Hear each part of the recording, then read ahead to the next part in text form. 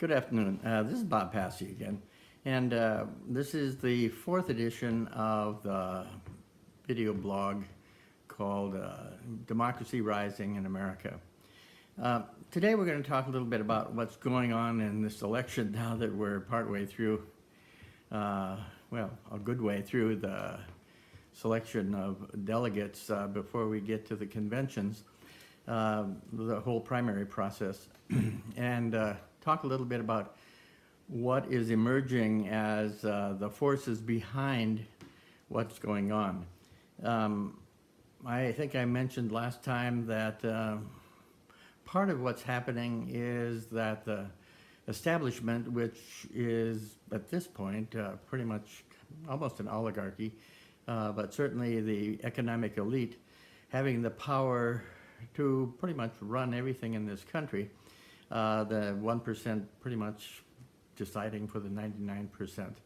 And that has become the established order. So it is the establishment in a lot of ways. And as always, the establishment doesn't like to be threatened and wants to retain power in whatever way it can. And there's no exception to this time. But there are some interesting things that are happening. Generally in the past, the Republican Party has been the place where the desires and the direction of the economic elite has been most clearly focused, and they have been sort of the vehicle to put forward those kinds of ideas and to make sure that they come to fruition. However, with the Obama administration, which was clearly elected at least to begin to control the economic elite and to dismantle part of their power, the Republican Party and the economic elite that's behind it began to form what was the Tea Party, which was kind of to make sure that the Democrats' plans could not move very far, very fast. And as a matter of fact, the result was they pretty well stopped government from functioning. But they took the Republican Party in some strange kind of direction and began to get even more radical than the economic elite wanted them to be. It was a little bit of out of control. It was a bit of a Frankenstein, or what happened with Mujahideen in Afghanistan that we supported, but eventually morphed into Al-Qaeda and some other not very pleasant kinds of things. So you had to be careful of what you create, because it can suddenly begin to do things that you didn't really want it to be doing. So the Republicans begin to be, well, they're dissolving in a way, because the part of the party that still believes that their job is to protect the economic elite and the establishment, don't like the kind of loose cannon sort of Barnum and Bailey salesmanship of Donald Trump. But he has brought to life this kind of fringe that is frustrated, a populist fringe that is frustrated and angry about what's going on and how it's affecting their lives. And so they are willing to support more of a demagogue and a strong leader who is willing to impose some sort of order on the country and on the world, and is willing to use whatever means are necessary, including violence, to do it. So that appeals to that group, but they're a populist group, and they're not really in the tradition of the ordinary Republican Party in the past. And so they have the economic elite is not so sure that the Republican Party is exactly to their taste anymore, or what has happened with the Republican Party. They have, however, And this started, I think, well, maybe even before Obama was elected, but certainly after he was elected. You have to remember that Hillary Clinton ran against him relatively, fairly successfully, but has wanted ever since to have another try at it. And so as the Democratic Party, National Democratic Party, the Democratic National Committee, has been moving more and more toward big money to finance campaigns, and the big money has been willing to, has been seducing them, I think. So Hillary Clinton wanting to become president was an easy target in a way, or a willing target, as a matter of fact. You have to remember, she rubbed shoulders with wealthy and important people as First Lady, certainly as a senator. Being Secretary of State, you rarely end up talking to ordinary people. It's all about corporate bigwigs and significant people in countries, often many of them rich and powerful too. So she began to, that began to be her circle. And we all know that she has been giving speeches to large corporations and getting big payments for that. So she has, they are her friends, they're her circle, and she likes it and they like it, but she has a hard time then presenting herself as totally as a populist. At least the populist would say, well, what about your friends? And she would say, well, I think I can talk them into making the changes that you want. Not many people probably believe that very much. So the Hillary Clinton and in some way the National Democratic Party leadership was moving in a bit to take the position that the traditional Republicans have had in the past. And they like that because that's a source of big money. But on the other hand, their traditional base, the ordinary people, were getting killed by the policies of big money. So you have a party torn in a way.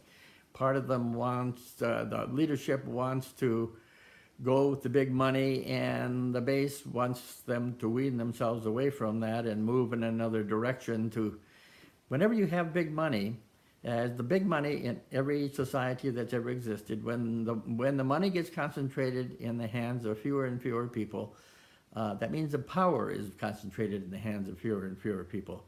And the more the money and the power are concentrated in fewer hands, the less democracy you have.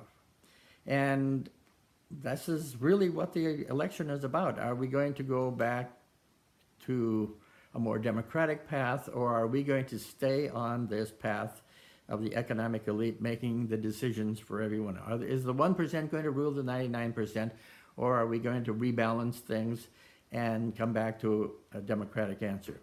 And of course, that's what Bernie Sanders' message is. And, it's not about Bernie Sanders. I mean, he's not like he's the only one that's, people are responding to that message all over the place. I mean, it's an enormous, overwhelming response to that, even bigger than the message that Obama had before he got elected.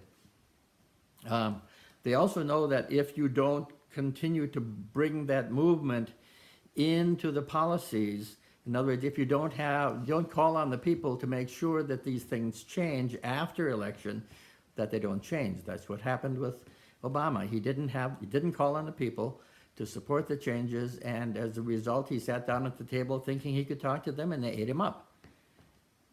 And we ended up with results that hurt most of the people. It doesn't make him a horrible person. It just means that his method of doing it wasn't going to work. And Hillary wants to kind of continue that direction. And the big money that's supporting her is willing to do that too. Especially, you see, I mean, she's courting the Bush donors now. And one of the one of the Koch brothers says, well, he could live with her being a president. Well, of course they could. What they can't live with is the threat that the populism and the more democratic direction and the energy and the movement that Bernie Sanders represents is going to do to their system. Their system is going to have to modify. They are benefiting incredibly from this system, and they do not want it to change. So they've worked out a strategy. I mean, Bernie Sanders, in a way, is like the Antichrist to them. Anything is better than Bernie Sanders, because Bernie Sanders is going to dismantle their system. And as far as that goes, they see it as, well, a kind of death. Well, it's not going to be a death to them. They're just going to have to lower their standard of living a bit and not be in charge of everyone. Okay, so what we have is, on one hand, we have Donald Trump, whose candidacy has, I mean, remember that the economic elite own the media, and they decide where they want the media to focus. The media is not an independent thing. It goes where they tell it to go because they're the bosses.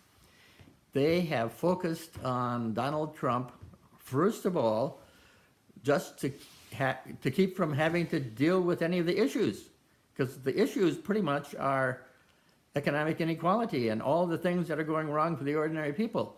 So focusing on Trump was wonderful. It gave Hillary a kind of a free pass. She didn't have to deal with any issues, and they were okay with her winning.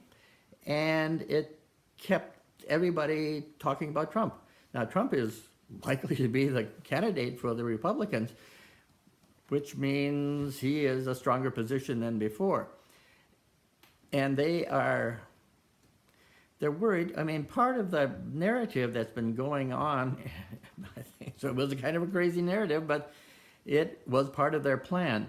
It was, we have to make sure, this is the economic elite, we have to make sure that Trump doesn't get to be the president. Anything but Trump. Now, they wanted that to mean, let's go back to someplace safe like Hillary, who will do our bidding. That's safe to them.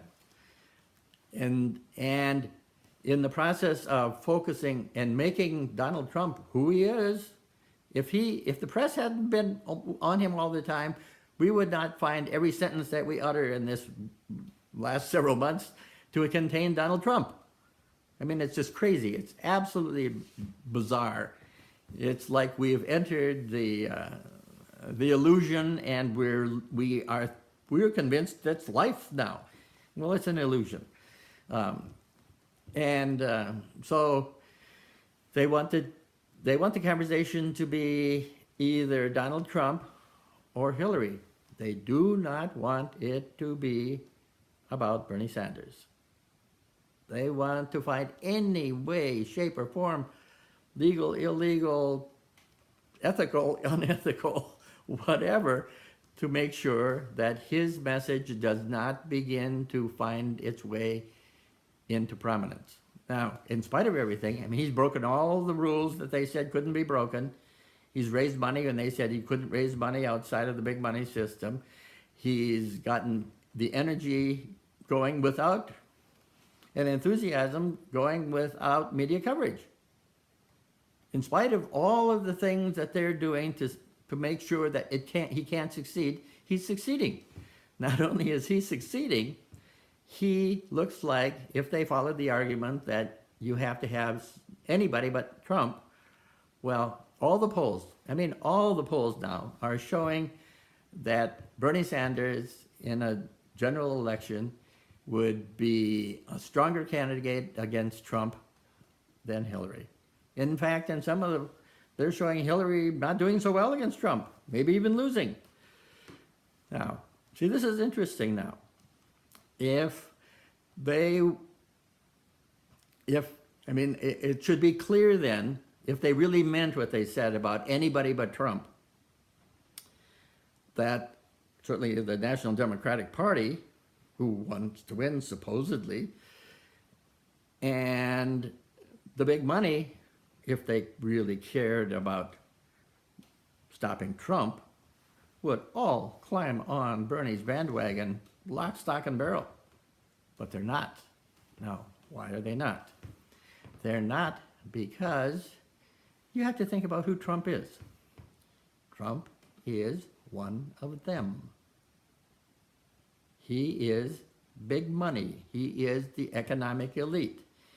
He may be bizarre in his policies and how he says he's going to go about things and wanting to impose answers on other people, but he is firmly entrenched within the ideology and the establishment ideas of money should rule things. The 1% should decide for the 99%. He may be the spokesman for the Tea Party, but I don't think he's going to have many of those people in his cabinet. I don't think he's going to have many ordinary people deciding anything unless they have told him that they will do whatever he says. So he is part of the economic elite. And in reality, now that it's getting clear that in spite of the fact that if they really meant that anybody but Trump, well, they'd all be rushing over to Bernie Sanders. Well, they're not. And they're not because they would rather have Trump than Sanders. They did not mean that. That was only a gimmick. That was only a way to get people focused on things and to keep the focus on Trump, a candidate they created. Media totally created Donald Trump. Without the media, it would not even exist. I mean, he'd exist, but I mean, he wouldn't exist as a realistic candidate. Couldn't possibly exist as a realistic candidate. But so now we're seeing what this is really about. This is really about whether we're going to have government run by the economic elite, as it's been for the last couple decades, but certainly, or are we going to go back to what our heritage has been, and that is having a government run by democracy. Are we going to go back to democracy, or are we going to continue our path toward an oligarchy? Well, we will see, and my hope is that the people will not allow themselves to be quieted by the tricks and double dealing of the big money.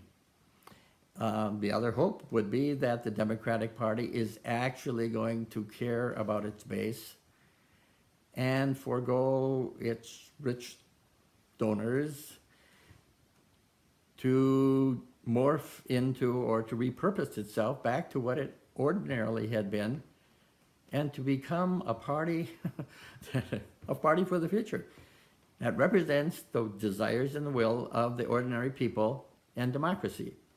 If it did that, it would be this overwhelmingly powerful party. It would win the election hands down. It would look like the savior of the country.